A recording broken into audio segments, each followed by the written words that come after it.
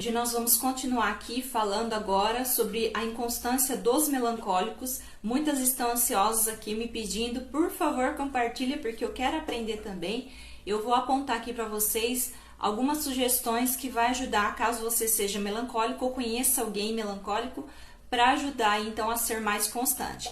Então, nós já falamos por aqui, eu disse para vocês que o que impede muito esse temperamento melancólico de ir à frente, de ser constante nos seus objetivos e metas, é o derrotismo diante dos obstáculos, das dificuldades.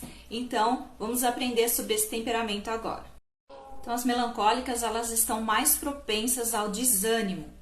Não significa que todo melancólico tem esse desânimo, mas eles estão mais propensos a isso. É um defeitinho aí do seu temperamento e que precisa ser dominado para que a pessoa consiga ser constante. Então, pequenos problemas se tornam grandes problemas para o melancólico. Então, quando ele se vê diante de uma situação que é pequena, mas que para ele se tornou grande, então a tendência dele é querer desistir, querer parar, querer pensar que ele pôs tanto esforço naquilo, se dedicou tanto para não sair da forma como ele imaginava, para ter acontecido aquilo que ele não esperava, que era inesperado. Então, o melancólico, ele tem muito disso, isso tende a desanimar, tirar a esperança dele e fazer desistir diante das suas metas e dos seus objetivos. E existe mesmo obstáculos, coisas, problemas aí que surgem ao longo do caminho que realmente eles podem ser reais. Mas o melancólico, ele de início, ele não consegue pensar num modo de contornar a situação. Então, a primeira coisa que passa na cabeça dele é: eu não vou conseguir, eu vou desistir, não está saindo conforme eu planejei. Por quê? Porque ele tinha planejado de uma forma e a coisa aconteceu de uma outra maneira. Então, em vez de ele pensar numa forma de contornar, a tendência dele é simplesmente paralisar e desistir, porque ele tende a esse desânimo, a essa desesperança. Então, como se adaptar a essa situação? Como lidar com isso para que seja constante aí nos seus objetivos, nas suas metas? Então, a primeira coisa é encarar aquilo como algo rotineiro. É realmente usar essas pequenas dores e problemas de contrariedade para que você fortaleça para enfrentar algo maior, algo grandioso. Então, tentar entender que aquilo faz parte da rotina e que essas contrariedades, não acontecer da forma como a gente espera, pode acontecer com qualquer pessoa ao longo do caminho. Então, precisa colocar na mente que essas coisas sempre vão acontecer, faz parte da rotina. Então, uma segunda coisa aqui é aproveitar as pequenas privações e os pequenos desconfortos como um treinamento.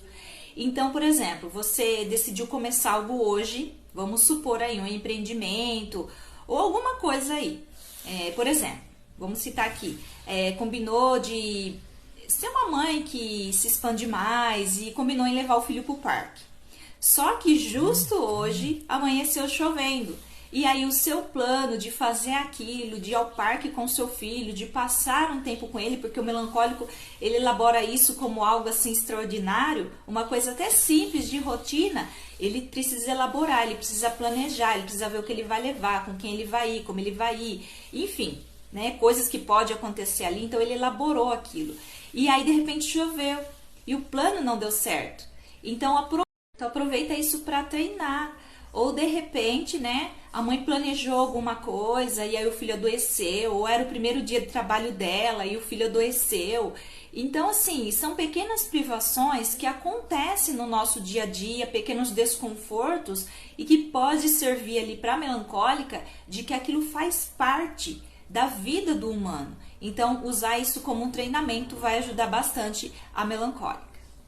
E uma terceira coisa que eu vou colocar aqui para vocês é realmente encarar os desafios, acolher esses desafios. Então, esse acolhimento aí, quando a gente realmente encara e acolhe, facilita mais. Por quê? Porque você se torna dona, você se torna senhora daquilo que você controla. Que são o quê? Os seus sentimentos, as suas emoções, você.